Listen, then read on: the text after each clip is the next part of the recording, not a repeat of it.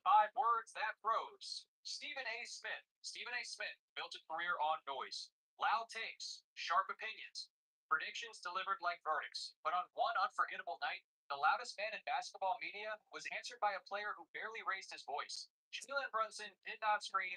He did not grab a microphone. He did not turn the moment into a performance. He simply walked up to Stephen A. Smith, after the Knicks had just made the basketball world look foolish, looked him in the eye and delivered 5 words that hit harder than any first take debate ever could. I have nothing to say to you. That was it.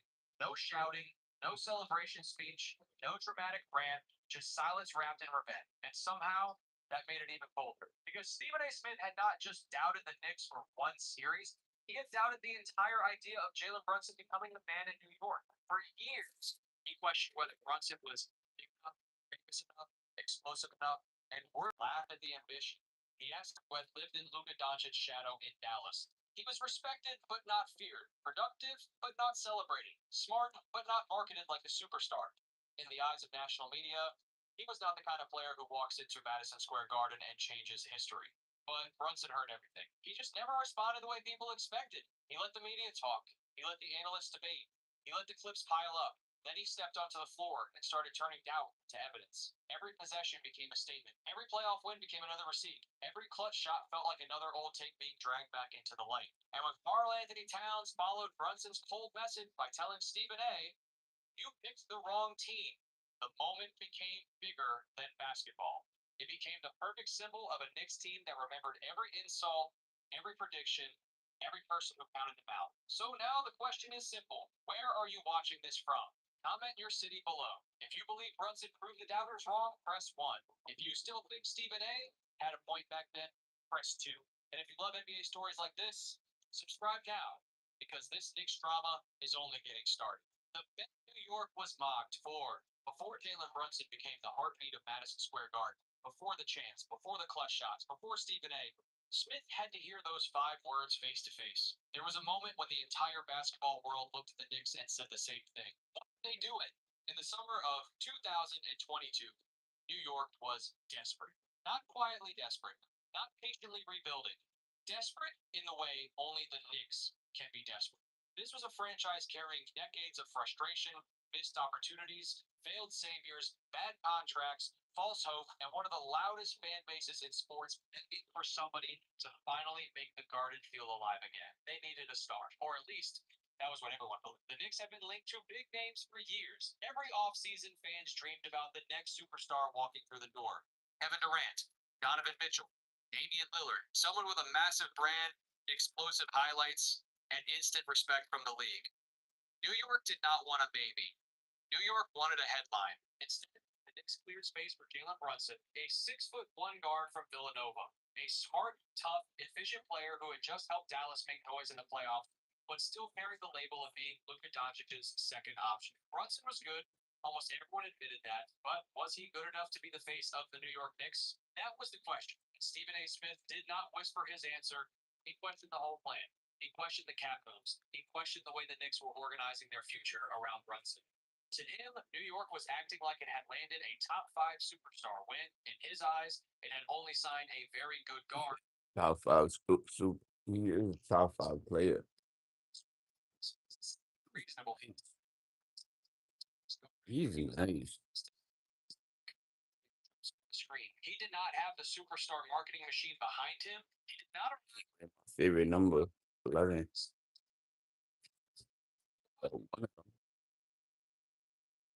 what he looked like, not by what he had survived. They measured his ceiling by his size, not by his discipline. They saw a small guard leaving Luka's shadow, but they missed the part that mattered most. Everywhere Brunson had been given responsibility, winning followed. New York did not just sign a point guard. It bet on a personality.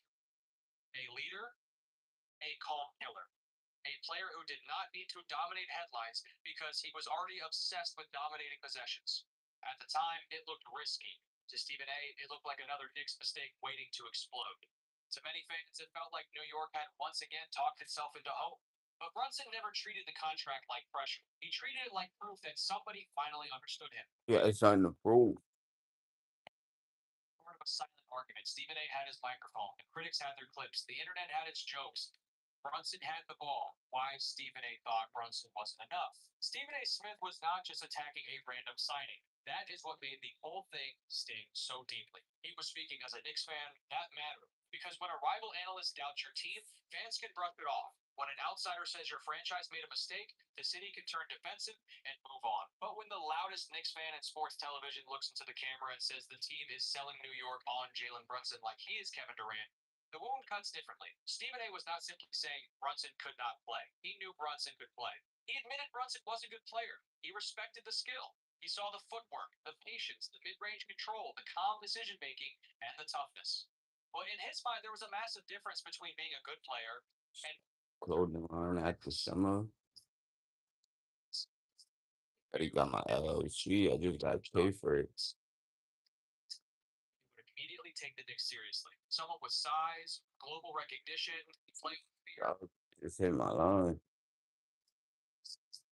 Brunson did not fit that in. He was not built like a modern CEO. I'm not even the president. I'm gonna leave that to my nieces, my little sister. player, casual fan, watched it almost superstar. He was subtle. And subtle does not always survive New York. In a city built on headlines, noise, pressure, and impossible expectations, Brunson's game looked almost too quiet. Back defenders down inch by inch. He used angles instead of explosions. He punished mistakes instead of creating posters. He won with balance, timing, strength, and discipline. That is beautiful basketball, but it is not always easy television. And Stephen A. Smith lives in the world of television where reactions are fast, doubts are loud, and every Knicks decision is judged like it could either save the city or embarrass it again. So when the Knicks moved pieces around to chase Brunson, Stephen A. saw a familiar movie starting again. He saw another front office trying to convince fans that hope was enough. He saw another big bet without a guaranteed superstar at the center of it. He saw risk, and risk in New York always feels bigger because the failures never stay quiet. The Knicks had failed before. They had missed on stars. They had chased names. They had built rosters that looked exciting in July and disappointing by February. Their fans have been promised new eras so many times, and every new promise made was did what Stephen does. He turned that suspicion into a storm. He questioned the money. He questioned the strategy. He questioned whether Brunson could handle becoming the first option under the brightest lights in basketball. And because he said it with so much force, it became part of Brunson's story before Brunson had even played a game in New York. But here is where even missed the most important thing. Brunson was never trying to look like the answer. He was trying to become it. And that difference would change everything. The small guard who kept winning. Anyway, long before Jalen Brunson became the man who trusted with its entire heartbeat, he was already living inside the same pattern. People doubted him. Then he won. Then they found a new reason to doubt him again. That cycle followed Brunson everywhere, from high school gyms to college arenas to NBA playoff floors. He was never the player who walked into a building and made people gasp because of his size. He was never the prospect whose body alone made scouts lose their minds. He did not look like a basketball cheat code. He looked like a guard you had to watch closely to truly understand. And that was the problem. Most people did not watch closely enough. At Stevenson High School, Brunson was not just another talented guard. He was the engine of a championship team. He controlled games with a patience that felt older than his age. He knew when to score, when to slow the game down, when to attack, and when to let the defense make the mistake first. Even then, his game was not built on flash, it was built on control. Then came Villanova, and again the story repeated. Brunson was not sold as the most spectacular college player in America. He was not treated like a one-man highlight factory. But under pressure, in the moments where teams reveal who they really are, Brunson kept showing the same thing. He knew how to win. Villanova did not win by accident. Those teams were disciplined, cold, connected, and brutally efficient. Brunson fit that culture perfectly because he was that culture in human form. 2 national championships changed his resume, but they did not completely change the doubts. Because even after winning at the highest level in college, the NBA looked at him and still saw limitations. Too small, not explosive enough, not physically overwhelming, maybe a backup, maybe a smart rotation guard, maybe a useful player next to someone greater. That label followed him to Dallas. And for a while, it looked like the basketball world had found the perfect box for him. Brunson was respected as Luka Doncic's support system, the steady guard, the reliable second option, the guy who could punish defenses when too much attention tilted toward Luka. He was valuable, but still not viewed as dangerous enough to become the face of something bigger. But Brunson was studying. He was learning how NBA defenses moved.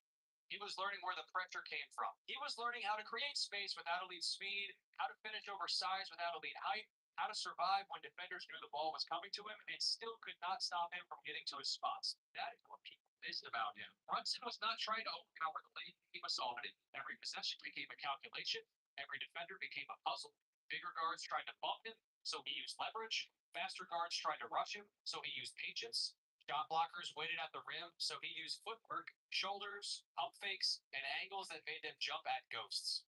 By the time New York called, Brunson was not some hopeful gamble pretending to be ready. He was a winner who had been preparing for the responsibility his whole life. And when he finally got the keys to the Knicks, the same old pattern returned one more time. People doubted. They questioned him. They said the stage was too big, the city was too loud, the pressure was too heavy, and the expectations were too unrealistic. But Brunson had heard all of that before. The only difference was now the whole basketball world was watching. And this time, when he started winning, there would be nowhere for the doubters to hide. How Brunson made New York believe when Jalen Brunson arrived in New York, he did not act like a savior. He did not promise a championship. He did not give a loud speech about restoring the Knicks. He simply stepped on the floor and went to work. At first, Knicks fans were fearful. They had been disappointed too many times before. Big hopes had turned into bad seasons. New eras had collapsed.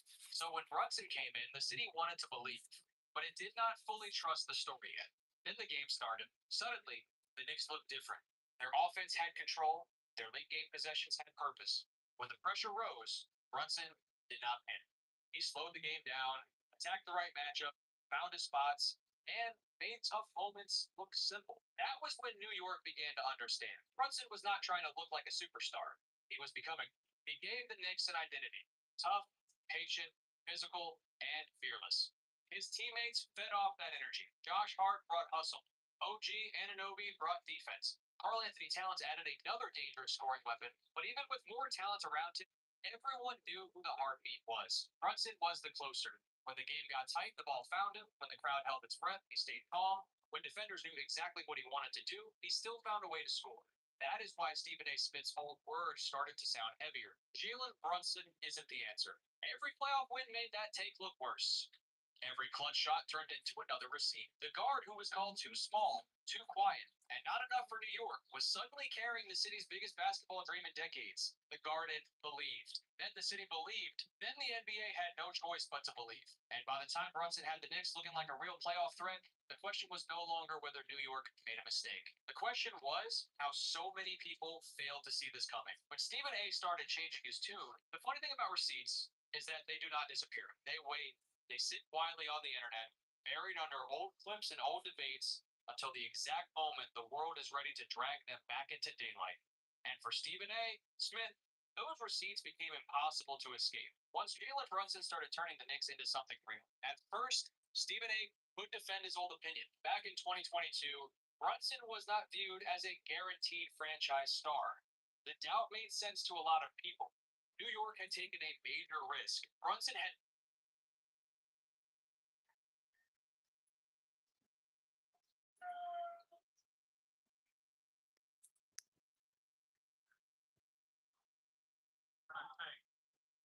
Let's start with Fred here in the front on two. Here comes the mic, Fred. Jalen, congrats, man. You have for years said just worry about the next day. That's 30. At a time. I don't want to be like my father. What does it feel like? Life and then having this bubble burst like I that. be fixing shit. I even fixing shit. So I'm doing what my father not do. And then for Not go crazy. Fucking do. Like the thousands and thousands. just really want to have the organization, coaching staff, my teammates to have my back every single day. I think that means the most to me. James, the And front right. sorry, and my family. James, the front right. James Edwards, you got played. Congrats, Jalen. Out of curiosity, between the final buzzer and now, have you cried at all? And if so, yes, why? What's the emotion that going? You're like, what? I was good. The final buzzer. I walked right to half court, shook mid shots his hand, and turned around. My dad was there, and then felt emotional from that point on. And then I just remember Josh talking into my ear, and him just saying like we did it, and then I was emotional for a good like 5-10 minutes. And the excitement started to kick in. Vince, third row on the right. Hey, Vince Gould, ESPN. Congratulations. Second round pick, being doubted, and now you're the best player on one of the best playoff teams in NBA history. What does that mean to you individually? It hasn't sunk in, but I honestly don't know right now. I don't know. I'm just thankful for the opportunity, and oh my god. Still very fun. Just thankful that this opportunity presented itself, and we're able to get it done. Him standing here on the left. Right over the Associated Press. Jalen, congratulations. About this earlier, but it could be argued that you made $113 million bet on this happening. What when you made that choice and allowed this franchise that sort of flexibility, how possible did you think a night like this was? Very possible. Through a lot of hard work and effort, I knew it was achievable, but there's only a small portion of it. I think find and collect together. He's about to get the next contract. They don't try to keep him around for the next 6 years. Let me see something. Second row on the right. Yeah, so Jalen, congratulations. Out here, and allow it to breathe. Honestly, tonight, play like we won to go home champions. To finish the game, not to start the game. To finish the game.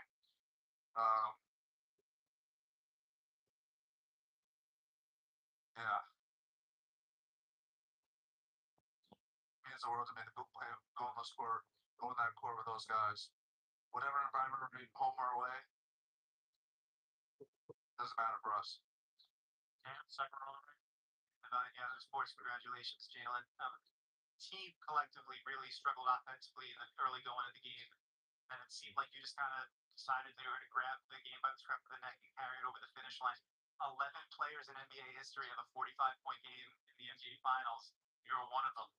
What did it take to get that done tonight? Everything. He about to turn 30 older than me. Just wants to win. I'm great. Just trying to win the game. Intercepts. Good morning. Cut that lead. Or Good morning, Cam. Exciting moment knowing that we won't give up. Christian here on the left. Christian Winfield, New York Daily News. Congratulations on becoming a champion at the NBA level. You took that shot over Wemby, landed on his foot. Could have been whatever, but you looked like it hurt in the moment. But no one had any doubt that you'd be coming back into the game, just like all the other times that you get banged up and come right back. Just where does that pain tolerance come from, and how much does it mean to you to play through that? I'm hurting right now. I'm not gonna lie to you. I'm hurting right now, but like I said before, the opportunity presented itself. Whatever you gotta do. Over here in second row.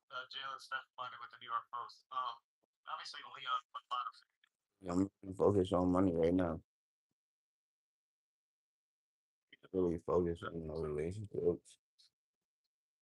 Guy, what did that mean to you, that faith? And was there pressure that came along with it? I mean, what could you describe? It could be friends. no pressure whatsoever. I've described the pressure in the past. My dad being on 8 or 9 unguaranteed contracts throughout his career, and not knowing where you're going to get cut when a team's going to move on for you, while your family's on the East Coast and you're wherever you are in the country. That's pressure. Working out Okay, next work, we can be friends. just to get a training camp deal. That's pressure. I'm very fortunate to be in the position I am, and I just think I work pretty hard. And so when the opportunity presented itself like it did today, I just trust my work, and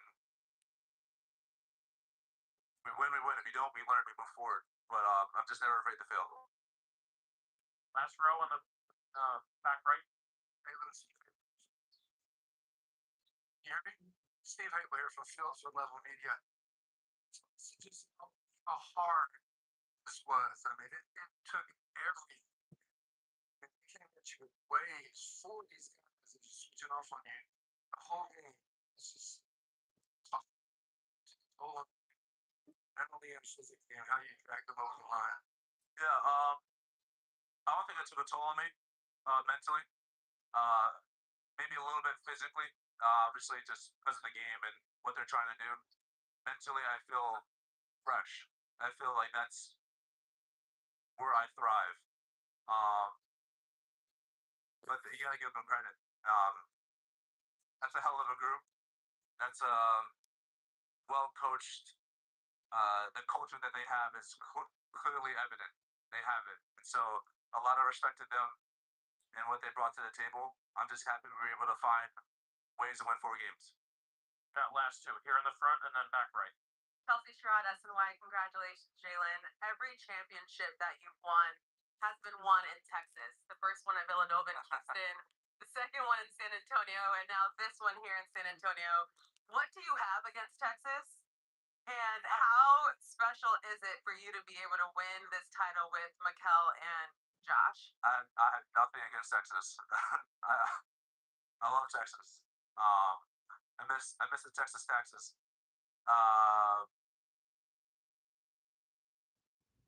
Being win with Kale and Josh. It's a great feeling.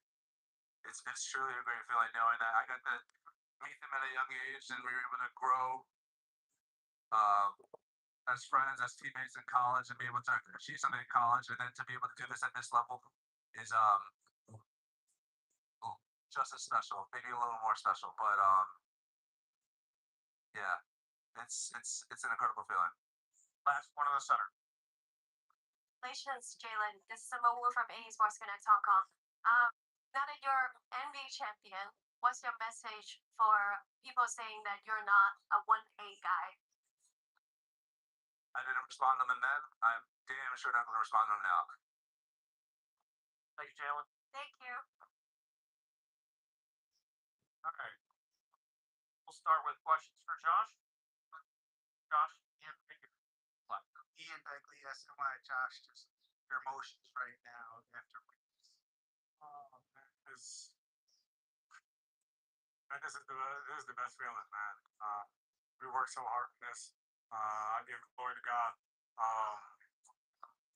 Everyone was doubted at some point. This team was doubted at some point. And all we focused on is the next game. All we focused on is those guys in the locker room. And people don't understand. We don't really talk about it, but the weight of that jersey, the expectations, the pressure of that jersey. And like I say, today, right now, is the lightest it's ever felt. And all glory to God, man. we're here on the left. Hi, Josh. Congrats. This is Google from A Sports Connect Hong Kong. So, as Matt is here, as a fellow listener of the. When is the championship talk episode dropping? When time for OG to be the guest? Okay, I know. Tell OG he has to do that. But when does that come? Probably soon. We're gonna celebrate this one a little bit. I'm gonna celebrate with some Patron. Feel a little good. And then we'll get back to that. So soon. But right now it's not, time to celebrate. All the way in the back right. How we can swing here, Coach Josh. I mean, this would be special under any circumstances, but Josh Hart. also He got 2 sons. 10 years after you guys won the championships, just what is it like to be able to do it with guys you've been friends with forever? Yeah, man, those are my brothers.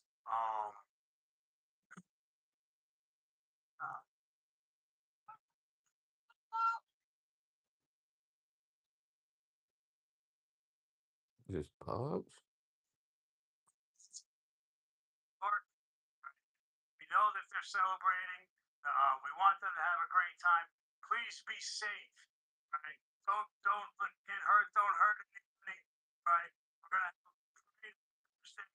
We're gonna tonight. Right? People are be safe. Celebrate.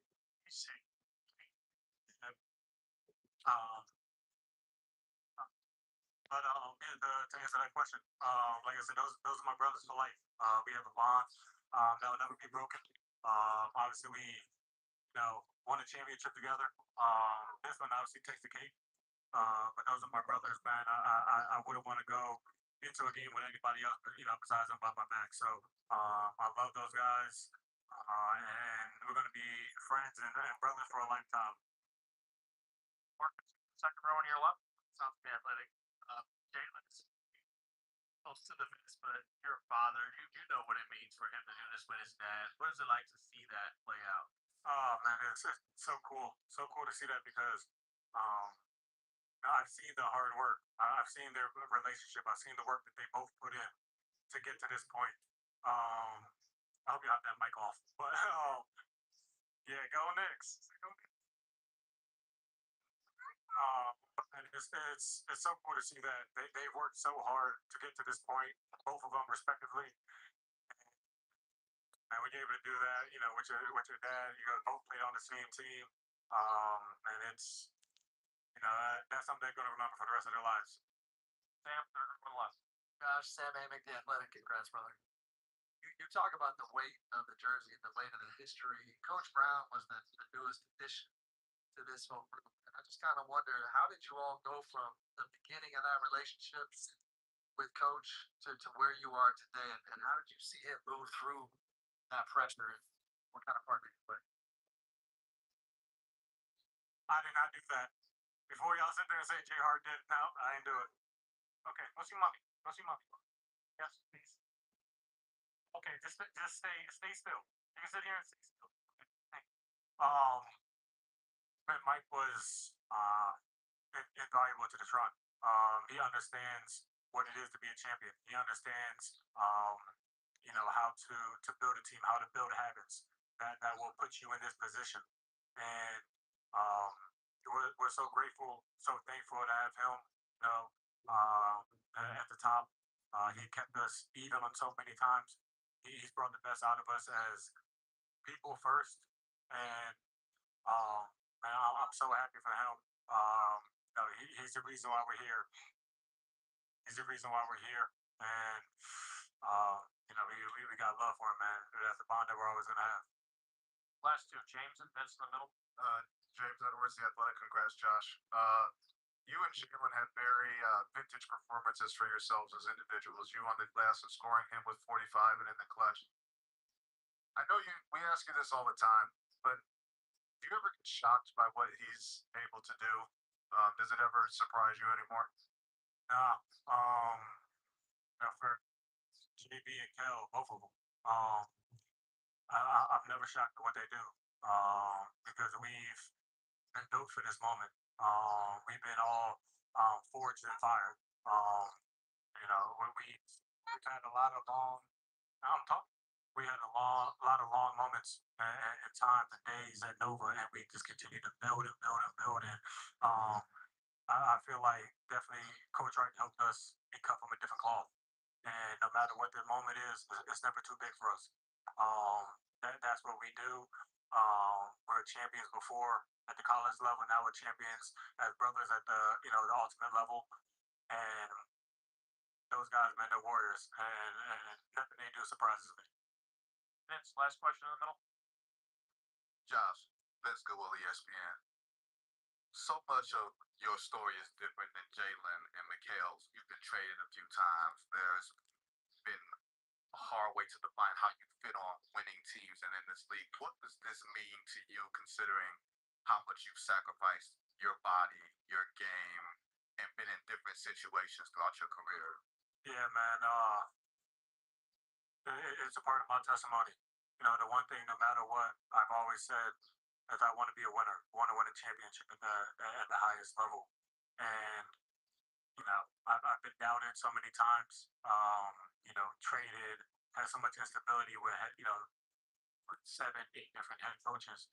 And I found a home in New York, and they embraced me for the person that I am, the player that I am. I'm not perfect by any means. I make a lot of mistakes, but I try to put my heart out there. I try to do whatever I can do to help the team win. I don't care about points. I don't care about those things. I'm willing to sacrifice whatever it takes, you know, for this city, for this jersey, for this franchise, and to win it. Um, man, glory be to God, man. This is,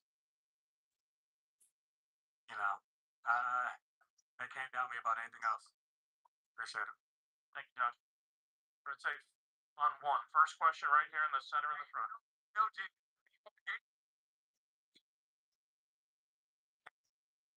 See that? Congratulations. And a little bit for Twitter Sports.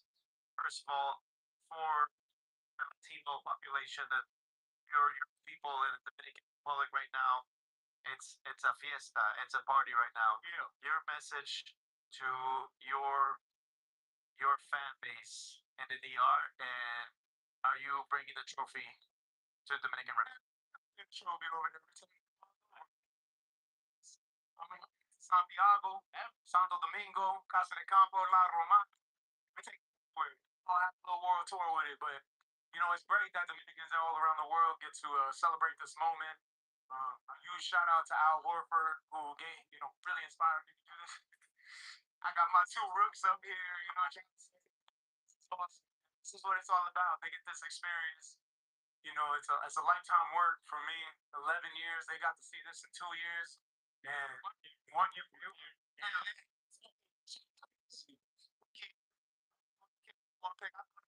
I was lying to myself because I need, but you know, God is good. It's all happening. Like I just said, I thought in my first, second year I would get one. You know, after having a successful high school and college career, you never know how truly hard it is to get to NBA Finals. But for them, God's time, it was different for all of us. For him, it was 1 year. For him, it was 2 years. For me, it took 11 years. A lot of ups and downs in my career to get to this point. And I'm glad I'm able to provide Dominicans around the world with this moment, New York Knicks fans around the world with this moment, these rookies, my young fella over here, and Ariel. You know, I'm just super happy and excited that this is a worldwide celebration for everybody. Steve, here on the front left. Well, here, Steve Popper from Newsday. For you guys to do it, you guys have been rolling through the playoffs, but to do this where 4 games in a row, you guys have to fight back from behind, all different kinds of ways. Today it's Jalen kind of lifting you guys offensively. Just kind of, what does that mean to see this team every game find a way like that? I mean, it just speaks volumes to this team, how versatile and the depth of our team. You know, it's crazy that, like, for all of us, you know, for me personally, you know, you would thought for us to win, it would have to be my offense that goes to that level, but it was the defense that got it done today for me. You know, it's something that's always been talked about me, about my defense, and you know, I'm glad I was able to show the world on the big stage that I could get it done against a great player too. Who, you know, he's gonna be something special for a lot of years to come. Once in a generation athlete. Shout out to the Spurs too, man. They the real deal. Shout out to Jersey Zone too, Dylan Harper, man. He's a real deal. So, this is just a great moment for all of us on the Knicks organization and the family. To enjoy this, man, and this is what it's all about, especially being a vet. You want to give your young fellas this moment. You want to show them what it takes to be great so that they could take the torch and I could watch some of my kids be great, you know? Like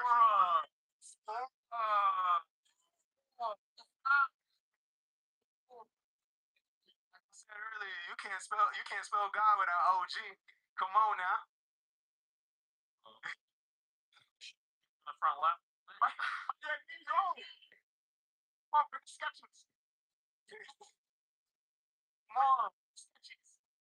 Come on.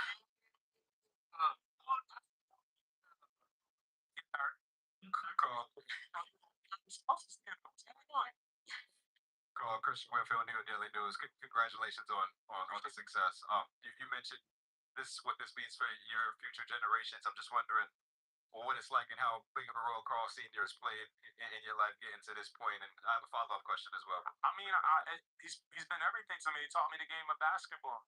He put a lot of hours in, and I remember him working at Piscataway Tech. Shout out to Ludovico out there, the athletic director, when I was coming up, because I always say sometimes you got to have a lot of things go right to be at this high level, even to make it to college. And there's always got to go one thing got to go your way. And I was very fortunate that I had Ludovico, who was the AD at Piscataway Tech, that allowed me to go to the gym and have a gym to work out, work on my game all the time at any time.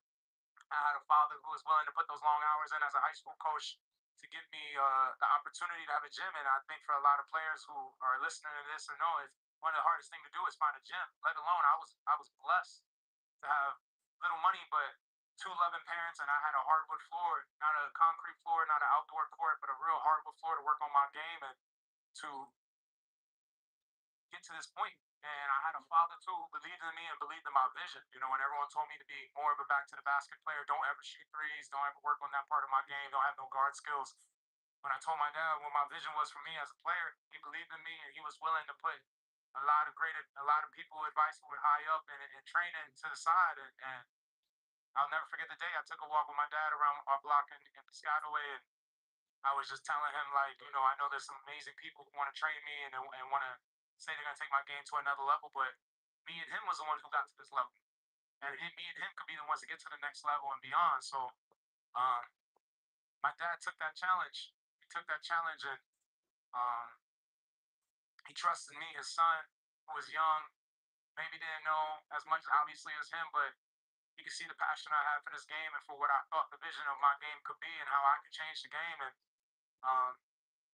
I mean, it's all shout out to him, man. It's all shout out to him and shout out to my moms too, man, because she had those lot of hours where she didn't see me and trusted me, and my pops was really putting in that work and trusting that we was gonna make something special out of this. And I know she's looking down really proud that, you know, all those nights coming home at 10:30 at night from the gym was worth it. And second, just really quickly, I mean, Jalen tries to take a shot, ball lands on Victor's foot. Looks like he's hurt, but as he always does, he comes back into the game. Just pain tolerance from him. What have you seen from his ability to just get back up time and time again? I mean, that's who Cap is, man. Cap always finds a way to get back on the court and produce. Just his story, never giving up. Always have been the underdog. Always been looked down upon, and it just took one. You know, it always takes one person to believe in you, and his organization believed in him. We believed in him. We were going to do whatever it takes to get him to that next level. And I think I speak for me and OG when I say it's been an honor to be brought to this team to amplify him, and Leon, Gers, everybody for believing in us and seeing what we could be, and seeing also that what we could do when other people said we couldn't do that. And for two of the three trades, which I say 3 for 3, they went 2 of the 3 trades up here right now that people said, what the hell are they doing? Obviously, they knew better than them. So shout out to them. On your right, Dan. On Yahoo Sports, congratulations, Carl. Sort of following up on that. Thank you, I appreciate that. Following up on that, you know, you talked about, you know, Jalen, you know, you're not going to be alone. I'm going to be with you step for step the entire way. And tonight, for him to kind of hit the gas, 45 points in a closeout game on the road, I guess, what did you see from him tonight, and what do you see from him? I seen a man that's grown up and took the challenge of being in the biggest market in the world, being with a team that hasn't made it to the NBA Finals in 27 years, hasn't won in 54 years, and knowing that he could do it. And, you know, shout out to everybody who told him he couldn't do it because they gave him fuel for the fire. And for him to welcome both of us here into this organization and trust that we were here for him, You know, it means a lot. It means a lot to have a person like that who's been handed the keys to the city and was willing to have the door open for both of us to join. It's on the third row on the right, and then up front, last two. Yes, ma'am. You sat on this stage before, and a celebration behind you, but it wasn't for you. Yeah. How much did those experiences help you being in Minnesota into the conference finals, thinking you made it, and then having to go through losing before winning? It builds you as a man, you know, and you know the things I thought I wanted and the timing I wanted it to happen wasn't meant for me. But when it needed to happen on God's time, it happened. So it's a testament to my life, believing in faith, believing in God, knowing that my time was coming, but it was gonna be on His time, not on my time. And I just kept my head down. I kept working.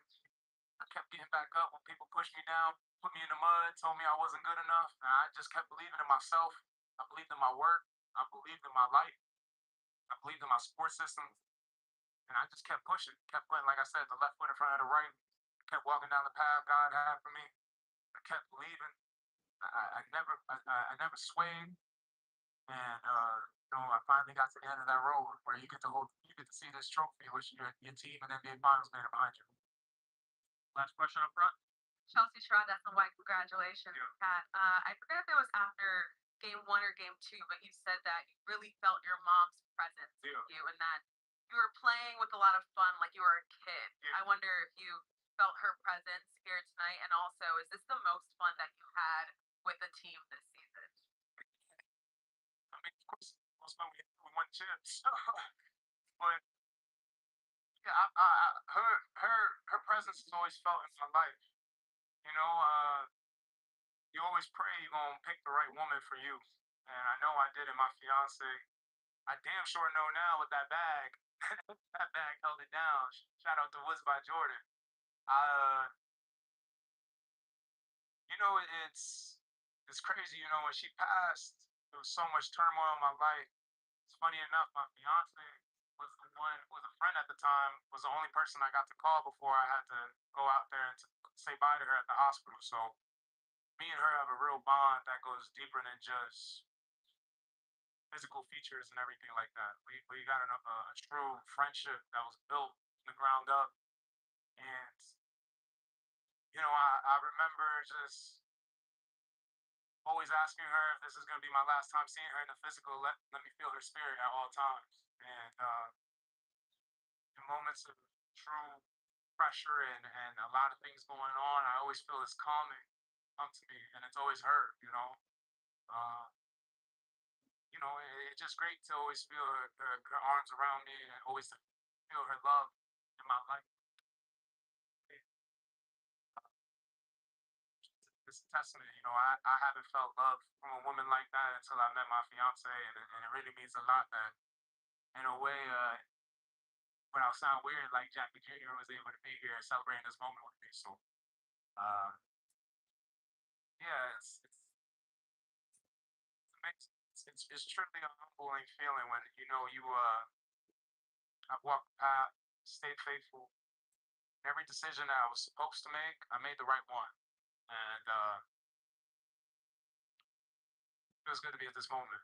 Chelsea Sherrod, SNY, OG, congratulations. I mean, what's going through your mind right now? You're now an NBA champion. We did it, you know. That was our goal from the start in September in Abu Dhabi. We went through a lot this season, a lot of ups and downs.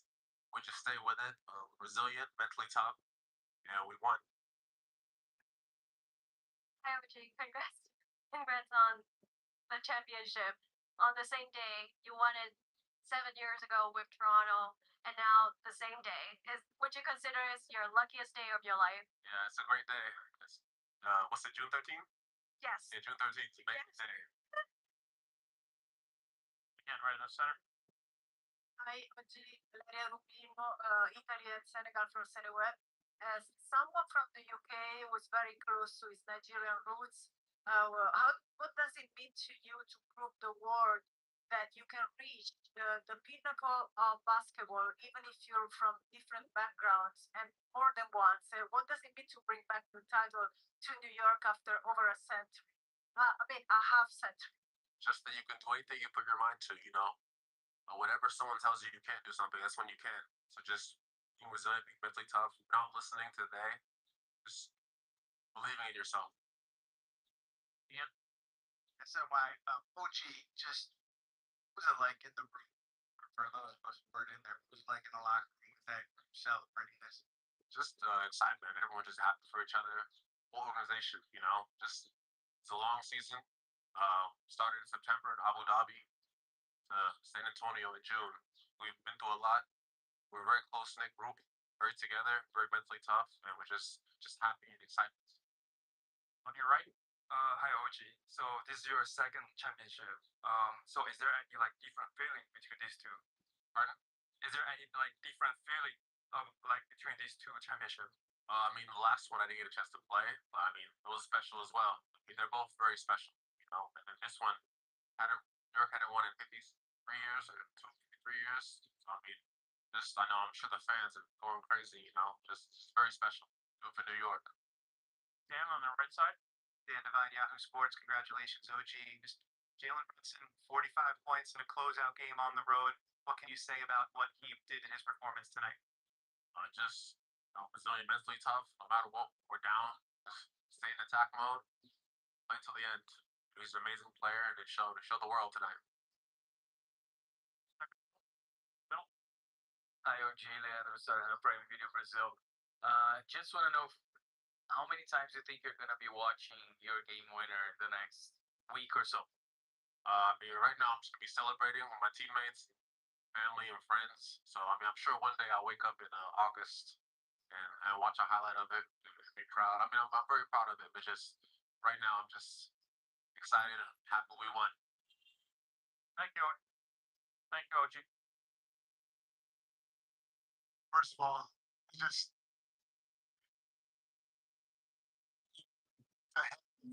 we City to be able to bring home a championship after all these years is absolutely amazing. It's a surreal feeling. I don't know how long it's been since the final buzzer went off, but I still don't believe it. I'm pinching myself. I'm telling myself to try to be present. All the stuff that I tell these guys every single day, I'm trying to do. Because I can't believe it. I'm stolen. Happy for Leon Rose, Chris Jett. By the way, there are a lot of jobs open out there. Chris Jett, my associate head coach, I am surprised he has not gotten an interview. Won the summer championships this summer. He's our offensive coordinator, he's our associate head coach. He's been around for a long time. You guys, somebody needs to get him because he will help your team win at the highest level. But Chris Jett, Rick Brunson, Brendan O'Connor, TJ Saint, Ricky Foy, I can go on with my staff. They carried me all year. And then our players. These guys are fantastic. I love them all. They had been ready from day one. And not just our top five, but 1 through 18 have been ready for day one. You guys saw we called on different guys at different times. And every time we called on somebody, we stepped up. So I love my players, love the organization, but more importantly, let's go New York. Let's go New York. Get that home some. Steve on the front. On your right. Back over here. Steve Popper from Newsday. You've seen it all year, but Jalen, when you guys were struggling offensively early, just looking at you, decided he's going to take you on the shoulders and a performance like that under this spotlight and coming from behind again. I've said it. I hope you guys will listen to me. But he's a top 3 candidate. Everybody kind of mentions his name in passing. He don't do it seriously enough. People say he's too small. People say he's a 1B or a 2B or whatever. He's freaking 1A. He is an MVP candidate. And I hope tonight you guys I'm talking to media more than the fans, but I hope you guys recognize what this man is about because he is A1 MVP. Facts. He is him. He's him. He is him. He is him. He is him. Yes. Yes. Say he is him. No. No. James, left row on the side. Mike over at the left, James Edwards, the athletic. And another thing which players who have transformed franchises ever since he's gone to New York, it's only been an upward trajectory. What is it about those type of players that can help change a culture within? It's Bob credit, and I hate to say this, but I'm gonna give his dad credit too.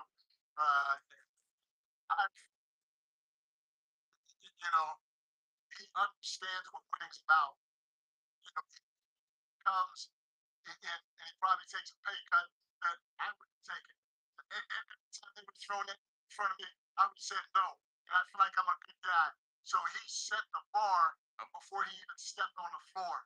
Every time it came to renegotiate a deal with him. So that set the standard. Now when you take into his play into account, it's off the charts, man.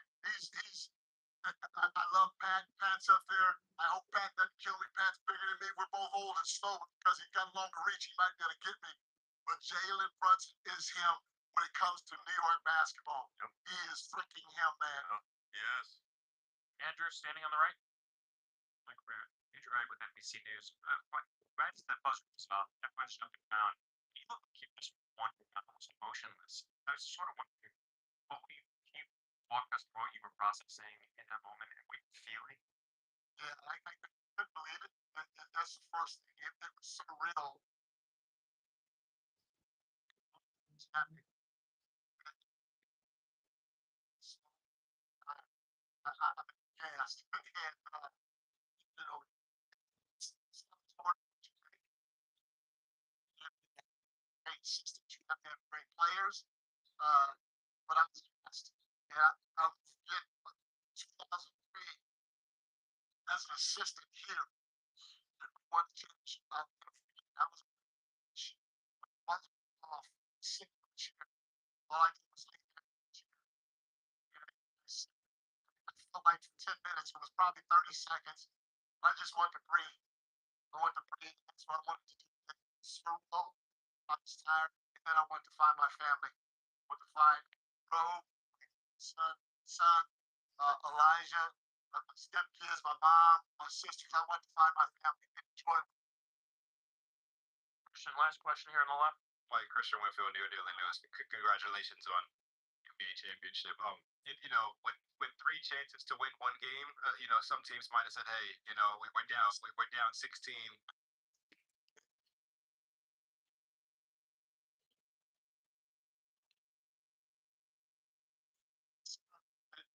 Like I said, just with 3 shots to win one game, team said, we have 2 more shots to do this. Let's just maybe pack it up and try to win it back at the crib. You guys have come back from down. I don't know how many times so far this season. Was there any doubt in your mind that you're going to be able to do it again under these circumstances? And at what point did you know that your guys are going to do it today? You never know. But again, like I said, I'm human, and sometimes you get carried away with the outcome. I just kept telling myself, be present, stay present. Try to help these guys the next play. Try to help these guys the next play. That's all I kept doing. And, you can stay in the moment. You're going to give yourself a chance, especially with this group. This group is really, really resilient. And they've shown it time after time after time. So it doesn't matter what we're down. We got guys like these around me. We're going to give ourselves a chance. Thank you, Mike. Take questions for Mitch now. Hey, Mitch, you got any questions, bro? No, I don't got no questions. Nah, no, Nope, not at all. but you can name yourself champion, my brother. Yep. There we go. There we go. Come on now. I'm going to call myself champion. Come on now. Oh, man. Yes, sir. For sure. Come on now. For sure. Speak out, man. What? Speak out. Go ahead, Steve.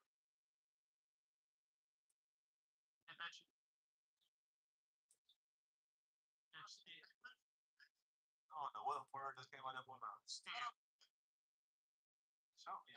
Steve in the front right. Steve, what's up, baby?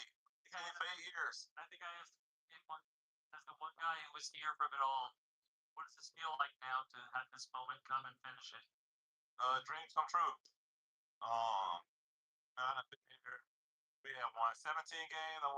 We won 60 games, and to finally be able to get it done in 2026 after all the journey that I've been on and with the team and stuff like that, and this has been amazing.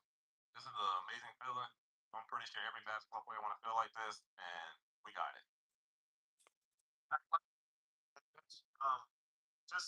I mean, you kind of summed it up, but being the longest tenured Knick, can you just talk about what you saw here and for it to culminate with the championship, what that means? I see the recipe being made. To finally get this thing done. Had a lot of great players come through here. Stuff like that. So be a part of this, and again, be an NBA champion today. It's insane. It's for just like, What you want? I want to ask you a question. Go ahead. I want to know what winning the truck show tomorrow would do for your weekend. I'm gonna do a lot. And you know what's crazy? Yesterday, at the hotel, I caught a snake. Again, I caught. Yeah, when I caught a snake in the beginning of the playoffs, we played Atlanta. We won. I caught one last night, and we won today. So I think it's something about snakes. Christian Winfield here, Daily News. Ariel was just up here. He played 2 minutes tonight, but those were some of the impactful minutes. Can you just talk about how you've seen him stay ready, even though his number hasn't been called, to be able to play in a game like he did today and be impactful in those minutes that he was out there for you guys? His mindset, keeping ready to go. He got in, like you just said, 2 minutes, and he got a big block. Challenging everything at the rim, and we needed that. I got a little winded. Cat was in foul trouble, and he stepped up real big. So I mean, for a player to not really get that much playing time and to stay locked like that means a lot. You know what I mean? So over to you, SA. Dan on the right side. And Yahoo Sports, congratulations, Mitch. Appreciate it. Jalen Brunson, 45 points in a closeout game on the road. What can you say about what Jalen did tonight? It was unreal. I mean, literally just unreal. It's like I'm speechless. I've seen it a couple of times here and there, but to do it in a closeout game against a good team like that is different. His mindset, he's kept us connected and just ready to go. And right here. Ian Begley is my bench. Just a lot of guys were asking about the 8 years, but it really started 4 years when Jake here to now in terms of his building everybody up and getting the organization turned around. His mindset, his work ethic, his energy that he just brings. He just brings joy, and we need that. When stuff get rough, we have a little sit down talk, and he get us back on track. That is like a leader, like a captain. So, last 4 or 5 years, it's been truly amazing. I mean, there's really no words I can really put here, but yeah, he just do his thing. Second one, no. Image Brasil conference on title. Thank you. Just you've been the king of offensive rebounds for a long time. What was going through your mind on that free throw in the final seconds that you just go up and get it?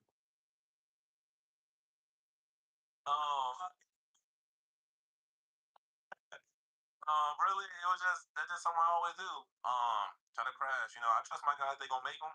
But I'm just gonna crash anyway. And luckily, I did, and I came up with a big offensive rebound right there. Grabbed it, kicked it out, and they fouled it again. So we got to shoot 2 more. I almost got it again. Continue to do that. Let's see right here on the left. Let's begin with Real Talk Sports. Obviously, booming with excitement right now. Any thoughts on what you might feel during the parade itself? I just got asked to put my truck in it, so I'm gonna be really excited. So I'm putting my truck in the parade. So Hey, I'm just ready to see what it's like. Thank you, man. Landry Chairman, everybody.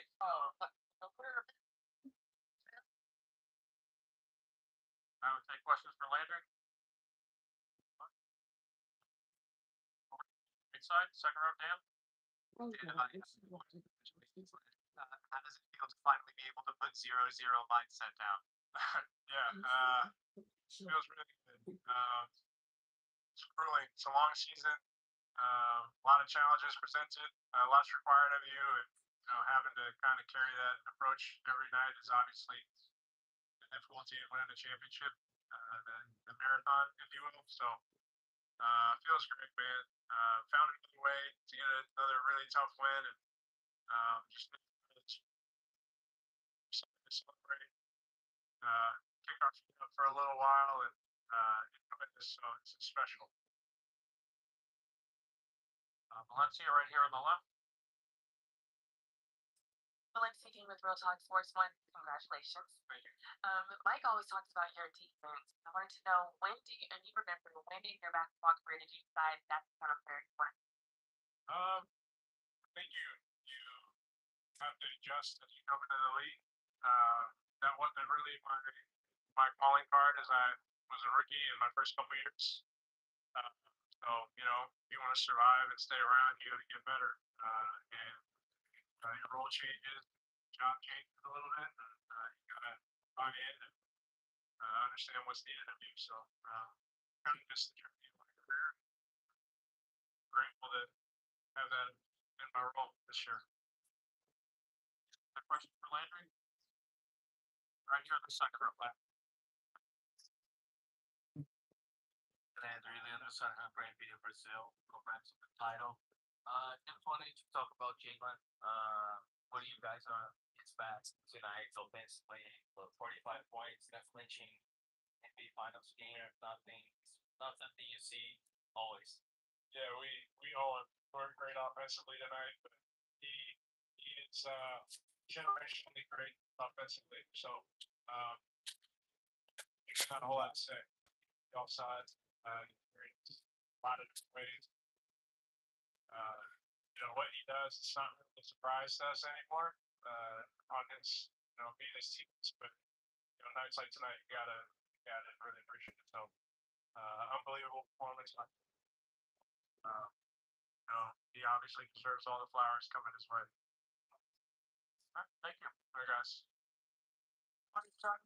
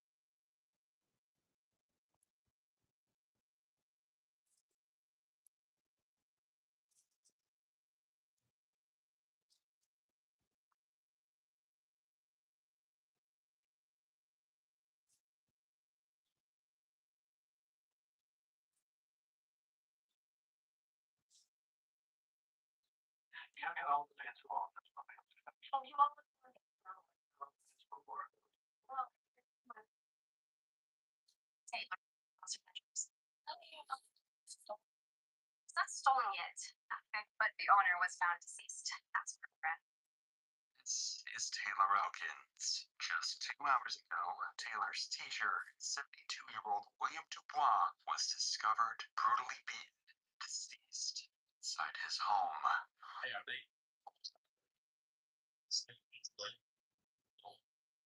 What's interesting is that days later, Taylor was found driving her now dead teacher's car.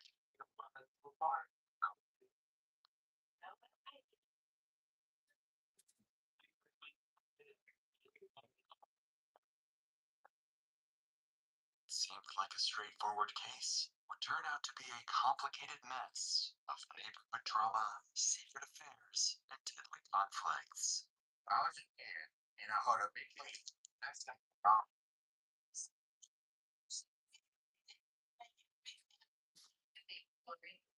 somebody that he wronged, and they're coming back with that notes.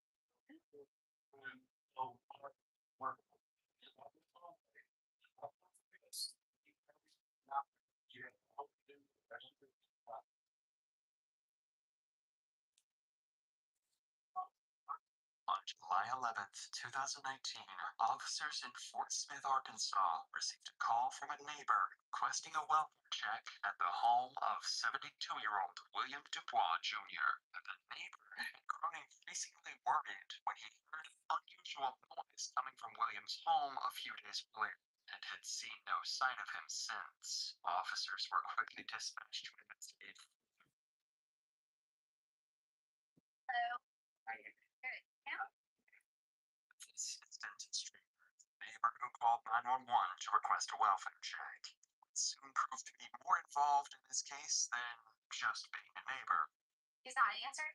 But, I would like to have my friend do the some claws down my Does he have a car? car. Where's his car? Thanks. Oh, maybe he's got.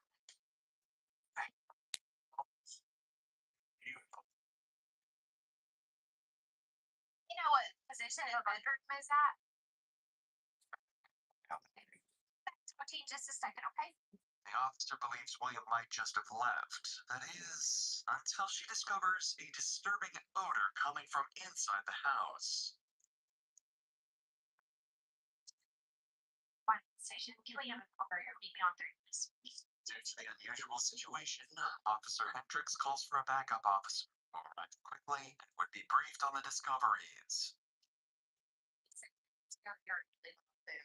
There's an odd smell when I open the door. Flies appear around the corner. You only get it every now and then. Wait till you round the corner. That's when I really. Yeah, I'm getting it every day out right here. I know that smell. That odor could have been coming from the trash can, but Officer Hendricks was convinced it was coming from inside the house. The officers needed to get in. However, a strange odor alone was not enough to obtain a search warrant. So, Officer Hendricks decided to ask around the neighborhood. She would soon discover that Denton Stringer had done some suspicious things since William's disappearance. But before we get to that, situations like these can be especially traumatizing for those working the case, but that's also the case for people watching these videos, just like you at home. If you've ever felt that you need help with mental health, you should know that there are always people you can reach out to. That's why I'd like to thank BetterHelp, the sponsor of today's video. I've partnered with them to help provide you with an easy and simple solution to therapy. Therapy has helped me overcome my anxiety, manage my stress levels, and become confident enough to build a team that helped grow this channel into over 2 million subscribers. Thank you guys so much, by the way. The biggest problem I found with therapy is that you usually have to go through a lot of therapists before finding the one that's right for you. BetterHelp makes this easy. With their 30,000 licensed therapists, BetterHelp will match you with someone who understands your needs the best and gives you a safe space to talk. And if it's not right the first time, you can switch therapists as many times as you want. No hard feelings. So if you're struggling, consider joining BetterHelp. Start fresh any day of the year with BetterHelp. Click the link in the description or go to BetterHelp.com/DrInsanity and get 10% off your first month of therapy. With that said, let's get back to the officers on the scene. Officer Hendricks didn't waste any time and decided to head to the store directly across from William's house to see if anyone had seen him. So, okay, so the neighbor over there says that Nancy has ever talked to y'all. That's something we saw under his car. She's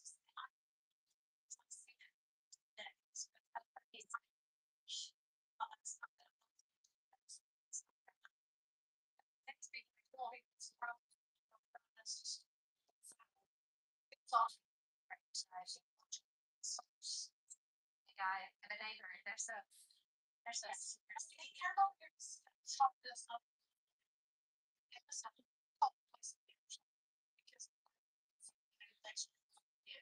I guess that is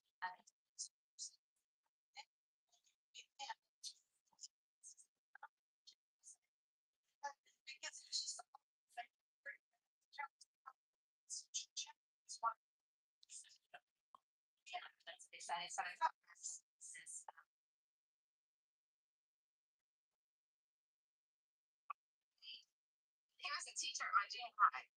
So, these people over here are saying that the guy next door, it's like, always has some type of drama going on, or him and always fighting. Not him and Bill, but him and someone else. I mean, worst case scenarios, somebody's, done something bad and took his car. What the shop owner just revealed is very significant. Firstly, William, who is known around the neighborhood by Bill, hasn't been seen for the past 2 to 3 days, which is highly unusual according to the shop owner. Secondly, William's neighbor, Denton Stringer, is known to have frequent drama involving. Recently, Denton had asked the shop owner to call William to check on him, explaining that his daughter had stolen his phone. It's true, his daughter is woman to market after she took his phone.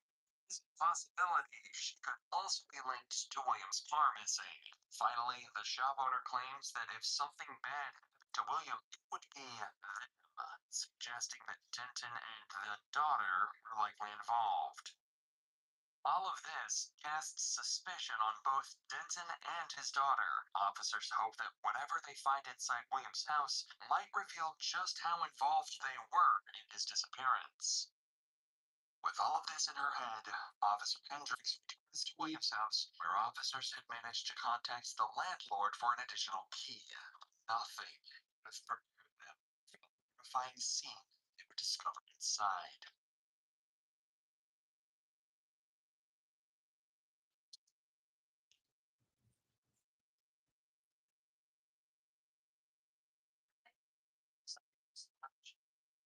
I know what it is.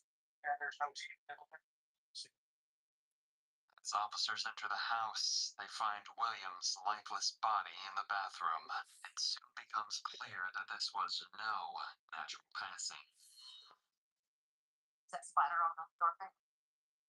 Is that spider on the door thing? Okay. Oh, wow. Maybe his door was unlocked. There's no phone there. The officers had discovered was nothing short of horrific, but the attacker had left a lot of clues. Police pieced together the story.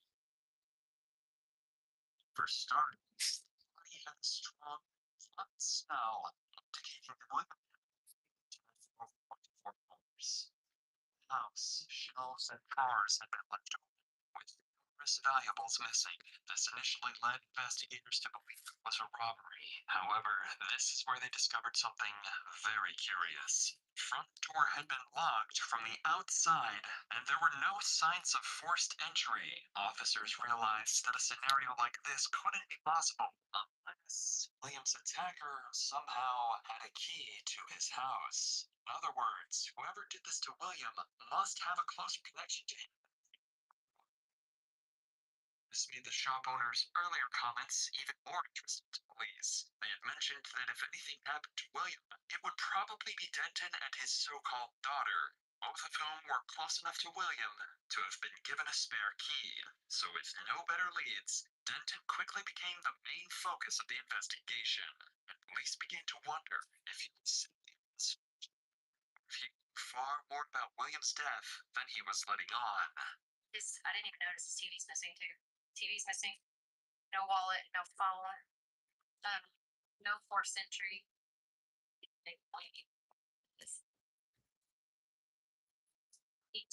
Oh, I told you. Yeah, they said he comes in a lot and talks with them. They said if anything ever happened to him, it would be because of somebody. It's all over the place. I'm not sure what.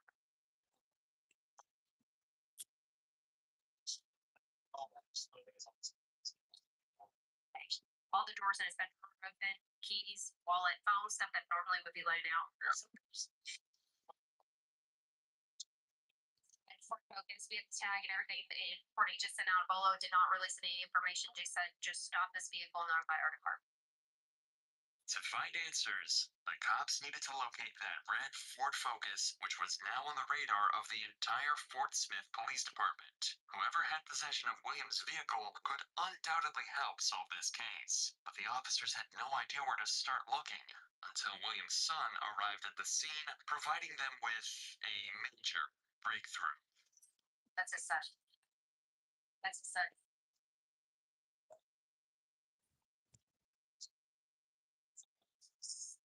Black box in the hand.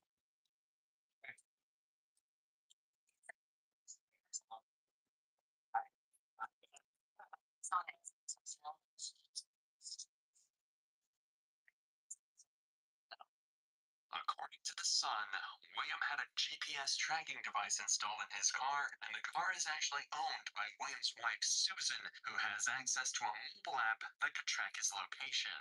The cops now know this tracking device is their only key to crack the case wide open and catch the killer. So with this in mind, officers would quickly redirect their attention to Susan's home, but unfortunately, they also have the difficult task of informing Susan that her husband passed away.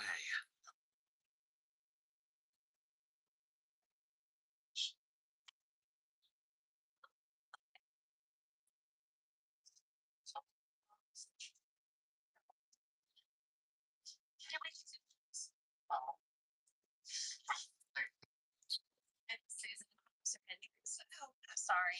Meeting you under these circumstances. I'm saying the worst side things.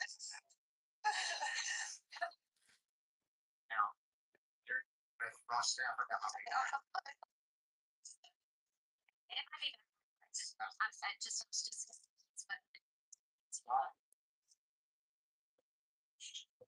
Reservation.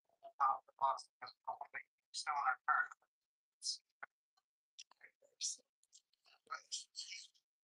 I'm not saying this.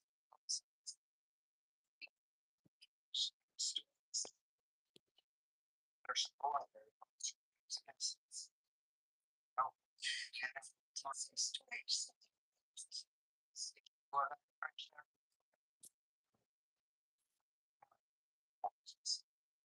Oh, no. Yes, where's your tracker? You have a tracker on that? yes. Right here, right here.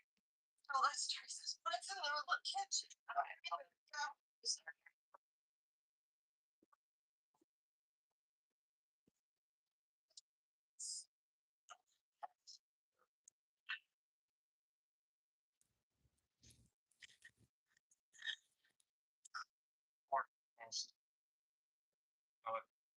Kelly, I would.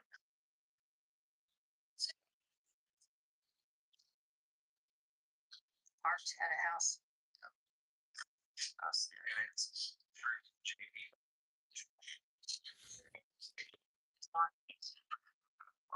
What?